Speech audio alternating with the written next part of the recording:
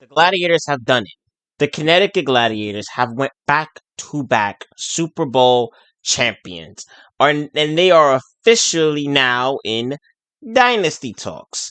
Now, Alexander Evans has now graved himself in NFL history, being the youngest player in NFL history to win 3 MVPs, 2 Super Bowl MVPs, and win 2 straight Super Bowls in only 3 seasons. He's went to 3 Super Bowls in 3 years, won 2 out of the 3. And in his first 2 Super Bowl wins, he beat Peyton Manning and Thomas Edward Patrick Brady Jr. In his first 3 seasons, in which he did lose to Big Ben in his rookie season. But that was a young Alexander Evans. This is him experienced and him ready. And the fact that this team has improved and they gotten better and better and better throughout the season and throughout the off season, as you guys will see in this video, but it came at a price. More on that later. But Alexander Evans has now engraved himself into GOAT talks. Now, because by technicality in this universe, bear with me here, people. Ben Roethlisberger, is actually considered one of, if not the greatest quarterbacks in NFL history, simply because he four-peated. Yep, the lore in this universe is astonishing. Again, as you guys will learn later on in the video, this isn't your ordinary off-season video you guys have seen. I did say I was going to start doing this type of format, but there's neither here or there. But for the Connecticut Gladiators, they wanted to improve a linebacker room, but even if their linebackers weren't really 100%, given being Williams was out for the entirety of the season. So if their linebacker room stays healthy, they could still be one of the toughest defense in the league. And of course, LT might be coming back. He might not be retiring, but also their offensive coordinator is the one of the people that aren't returning, as he will go to a head coaching job.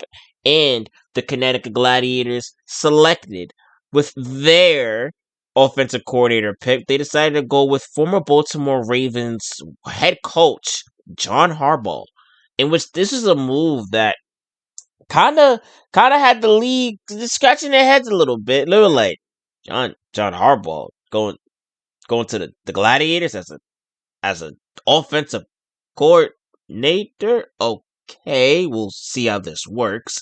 I mean, people were optimistic, but John Harbaugh is not entering a bad situation.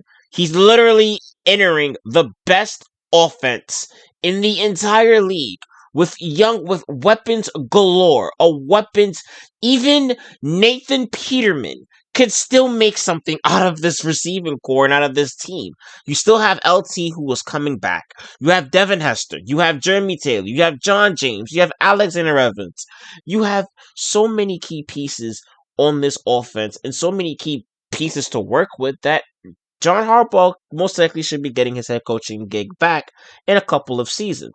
But in terms of free agency, Walter is not staying with us, as Walter decides to test the market out, and he chose to be a free agent. LT is staying, Hicks is staying, and Rodriguez, the starting center, is staying as well. But the question was also on Gladiators fans' minds is, how are they going to get back their first round pick? In which we all know the Gladiators traded away their first round and their second round pick for LaDainian Tomlinson, in which that worked out, in which LT's first season, he surpassed Emmitt Smith with the most rushing yards in a career. But the the Connecticut Gladiator fans, they know what they wanted. They know who they wanted. They've had their eyes set on this person ever since he kind of stepped foot on campus. And even if he is arguably the greatest player, you can argue, in college football history, but he's undoubtedly the greatest wide receiver in college football history. And with the draft slowly creeping up, nothing really happened in free agency, so we just skimmed past that. But what happened was the Gladiators traded away Ike Neely, their third round, and Harris for the 19th pick for the Tennessee Titans. In which, with that said pick, they discussed all day, and Shade and John Harbaugh all talked and the owner all talked within days and nights, and all of them looked through the scouting report, and one man, one person that they wanted and the fans wanted could potentially slip up to them, and somehow, some fucking way, it did. That person somehow, some way fell to their laps, something that the league did not want to see. If you guys watched the Yukon series that goes on right before the NFL season for this side of the universe kicks into gear, you guys will know exactly who I'm talking about. The man, the myth, Drew motherfucking Parker. Yep, Drew Parker, the person responsible for breaking every. No. I don't think you guys are understanding me. Every single receiver record in college football all belongs to this one person. I mean, look at his stats and his 3 seasons that he played. And the crazy thing is, he broke all these records and did not win fucking Heisman. Yes, you heard it here first. Someone who had over 8,000 receiving yards in a career did not, I repeat, did not win Heisman in his 3 years, in which arguably people were irate and NFL players have came out saying, yo, Drew Parker got screwed and how this is a quarterback favorite award. But his freshman year, I'ma just show y'all who won. Marcus Bradley. And let's see his stats. Right. And then look at what Parker did as a freshman. Who really had the better season? It was Drew, and not to mention, Chris Jones got injured in the middle of that season. He got injured in the game in West Virginia, and when Isaac Ross, the backup quarterback, had to come in, they kind of had to go to Tim White kind of on the ground to help balance out the offense. They wasn't really a pass-heavy offense. It was Jones was giving Parker the ball. But Drew Parker still, when Jones came back, balled out. But Jones, rightfully so, got his redemption and won Heisman. And then for his final year in college, FJ Rizzino, a true freshman, who y'all gonna see in a couple days during his sophomore season, won Heisman over Drew, in which fans were irate. They were like, this is a quarterback award. There's no way a guy who's as good and is proven to the country that he is the best wide receiver doesn't win Heisman. It doesn't make sense. It doesn't remotely make any sense. But what happened was after that. Yes, Drew Parker's a two-time Heisman, two-time national championship winner, a Maxwell Award winner, a Best Wide Receiver Award winner, but his draft stock was, in a way, in the mid-first rounds. Besides the evil man that is known as, we call him, the opposite of Palpatine in Dallas, Texas, named Jerry Jones, in which he was interested in Drew Parker and he just salivated. The fact that he could have Drew Parker as a Cowboy, more importantly, take him away from Connecticut.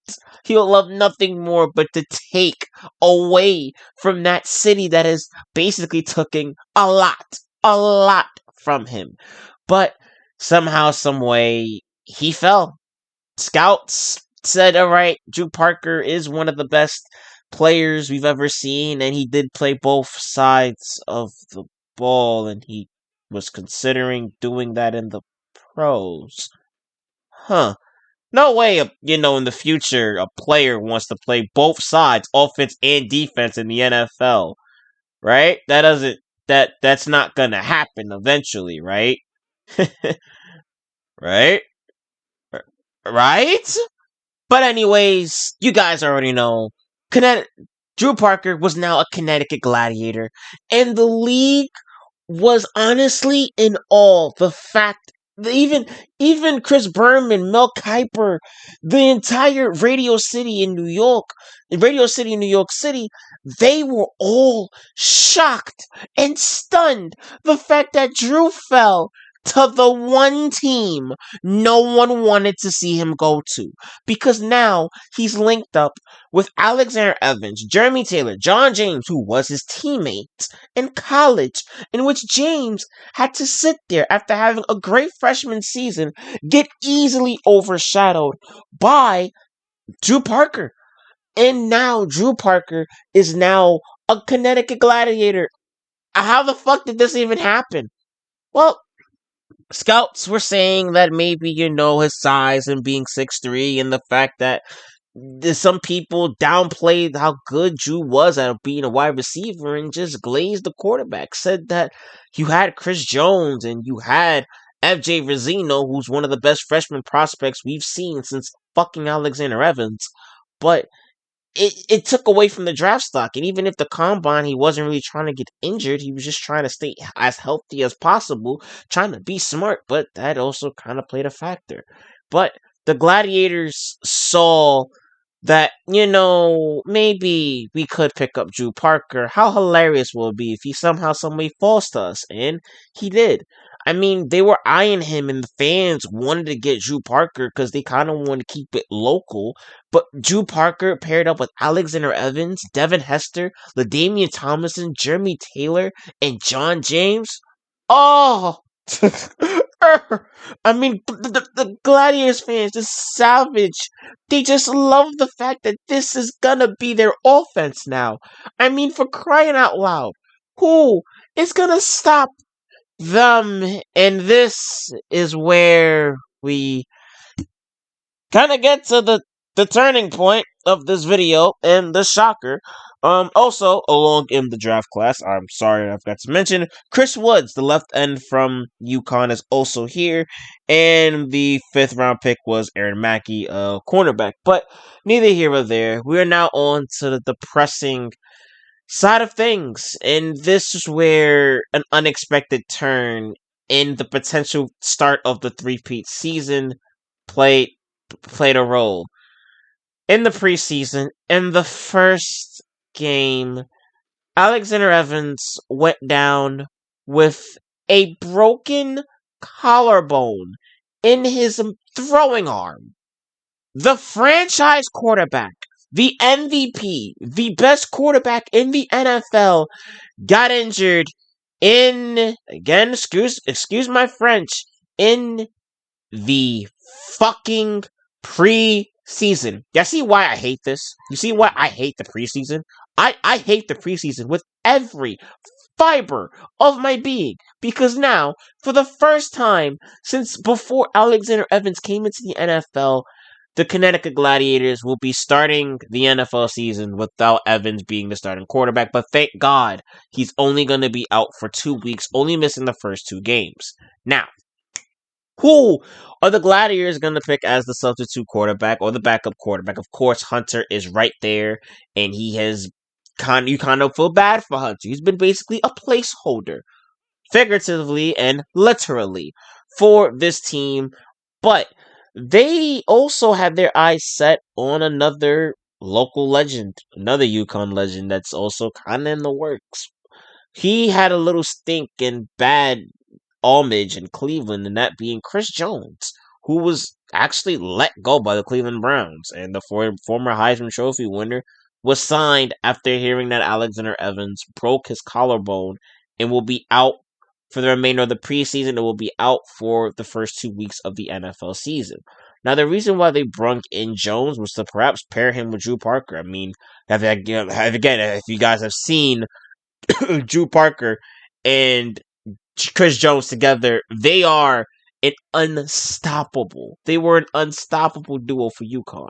To the point where they gave Alexander Evans and Jeremy Taylor a run for their money. Not even. They broke all their records. They broke all of Jeremy and Alexander Evans' records together. They were the dynamic duo in college football. And one of the reasons why they picked up Chris Jones is heart. I mean, the city kind of is in a dry spout. I mean, with the Huskies coming back soon, it's like, all right, we still got college, but our main guy, the protagonist, the main character of this series, actually got taken out with a broken collarbone in his throwing arm, and people don't think Evans is going to be the same heading into this season. Well, not even when he comes back, because it's hard to come back from a broken collarbone, especially in your throwing arm, and be the same player. It's rare. It doesn't really happen when you're playing the quarterback position, but anything is possible. If you guys have learned with this Gladiators franchise, as you guys have seen in the last couple of seasons, we're about to be on season 4, and now the talks is repeat. Talks is dynasty, but it's off to a shaky start. I mean, of course, you still have Gore, who at least is planning and trying to stay healthy. A linebacker room that is still not 100%, as Williams is injured. But again, excuse me. But it's neither here or there. The main focus is for this team, and the main goal is to three-peat and to get out of Pittsburgh's shadow, believe it or not. Because, again, like I said, the Steelers are the greatest dynasty in NFL history in this universe. With them winning, again, your ears did not deceive you, 4 straight Super Bowls. So they have a long, long way to go before they even think about going back. Well, doing that three-peat, because now Alexander Evans is out. And now they have to look at who's going to be the starting quarterback. Is it going to be Jones? Is it going to be Hunter? In which the fans are leading towards Jones. Shockingly. I mean, you'll think they feel bad for Hunter and they'll forget the whole 0-32 start that they had. But they kind of wanted to go with Jones, a fresh new face and someone that could connect with Parker and James, because again, all three of them were on the same team together. And Jones could easily work with this offense, and John Harbaugh can easily work with him because John Harbaugh even liked the film that he saw of Chris Jones in college. So even the head coaching and the front office kind of like what they saw with Jones, and maybe Jones could be the starting quarterback heading into week 1 when we figure out who we're facing. But overall, I mean, it's up for grabs. But the main concern now is, well, the protagonist, the main character, Alexander Evans. Is he going to be the same? I mean, again, a broken collarbone in your throwing shoulder, it's not an easy injury to come back from. It's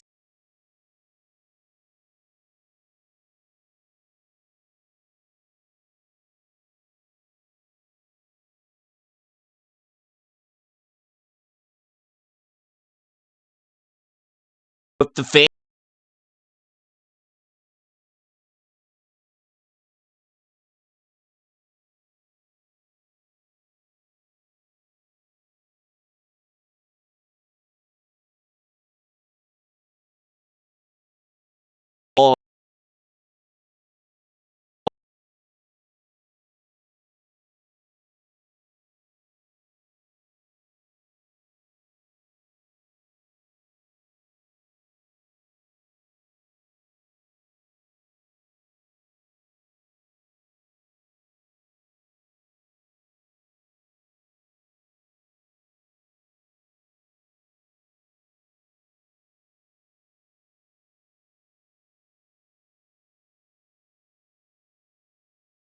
Last season, well, the season before this season, and they did beat them in Pittsburgh and ended up winning the first Super Bowl right after. But it didn't mean anything. It was a regular season game. They would love to do it on the grandest stage, or in the Super Bowl, and flat out humiliate the Steelers and to tell Steelers fans and to the NFL, yo, Steelers ain't the team to be talking about anymore. It's us. And they now are the most talked about team in the NFL for the right reasons. Not really any controversial things besides Jerry Jones trying to start a petition to saying that we were tampering with Drew Parker and that Drew Parker was always gonna be a gladiator and how we was forcing him to want to come here and all that, and it's a bunch of bullshit from Jerry as usual. But honestly, what can the league do? All the league could do is just sit back and watch as they see the next dynasty, well, potential dynasty, come into horizon. But now the question is, how is the season going to start? No Alexander Evans. Possibly Chris Jones gets his first full, well, another career start. He didn't really do the best in Cleveland when Brady Gwen was injured. But how is Jones going to do with him pairing up with Parker off rip? How is Drew Parker going to perform? Being now he's in the NFL, I mean, you could be the greatest player to never win Heisman in college, but what are you going to show for it in the NFL? We all know the pros is where everyone looks. And how is this defense is still the same, just that they're getting older. Um, but other than that, the main talk has been Alexander Evans. How is he gonna bounce back? How is this offense with now John Harbaugh calling the plays gonna look? And is the Gladiators gonna make another run for the title? I mean, obviously they are, because to tell you the truth, in the NFC, there is no real competition for the Connecticut Gladiators in the NFC. They already dominated every team in the NFC East, and they already basically throw with every big obstacle or whatever big team that the NFC thinks that they have. They done got demolished and shut down. The Falcons, the Bears, those are the two teams that have consistently been in their faces and they've consistently smacked down, stomped on, and kicked to the curb. They're more focused on the AFC. They're already focused on that trip to the Super Bowl. They're already focused on that because they know they want to face off against Big Ben and the Steelers one more time, one more chance in the grandest stage of them all, and prove to everyone that they are out of their shadow. But that's then. This is now. First 2 weeks, no Evans, and possibly Jones being the starting quarterback. How will the city and how will this team ignite themselves, and how would they strike a fire? How would they start off the season without their leader and the heart and soul of the franchise? That this is like PTSD's kicking in. When Brady torn his MCL or ACL in week 1 against the Chiefs. I'd rather not talk about that moment. I cried as a kid, but neither here or there. But except he's only out for 2 weeks. So how bad can these 2 weeks be? Right? Can Jones or Hunter lead them to a nice feasible record for Evans to come back and sweeply take over as this starting role as him being the quarterback, and how will Evans respond after coming back from a broken collarbone, and how will he play? Will he be the same? Will he be different? Maybe, maybe not. But another team, another schedule that they do want is Joe Merman. Alexander Evans do want to see what his rival is looking like, but also the Miami Dolphins were the team in the preseason that did take out Alexander Evans. So he'll love nothing more but to face them in the regular season and see what's up when it actually matters. But it's neither here nor there. The Gladiators are in three-peat talks. They're in dynasty talks as of right now. But how is the season gonna go? Already starting off to a shaky start. How's Alexander Evans gonna respond? Oh, like I said, how's Alexander Evans and this team gonna respond to the question? Can they do it again, again, again? Can they three-peat? Can they come out the shadows of the Pittsburgh Steelers and overlap them as the greatest dynasty in NFL history? Or will another team come out of nowhere and shock everyone the way how the Gladiators did? We don't know. But like, comment, subscribe to the channel notification if you guys are new. And I will see you guys for UConn. Yeah. UConn season 5 or 6? Season 5 or 6 will be underway. And that's the next time we'll get any history lesson from this universe. So Again, thank you guys for tuning in. Subscribe if you guys are new, and hope you guys enjoying a good Saturday. I'm about to watch Saturday's main event. I know this video is gonna take me a minute to edit and put out because my computer is on hots right now. So neither here nor there. But like, comment, subscribe to the channel. Notification if you guys are new, and I'll see you guys later. And again, the question is heading into next season: is Alexander Evans going to be the same quarterback he once was last season? And not even have we basically seen him his entire career. Will number 5 be the same? I'm out. Peace.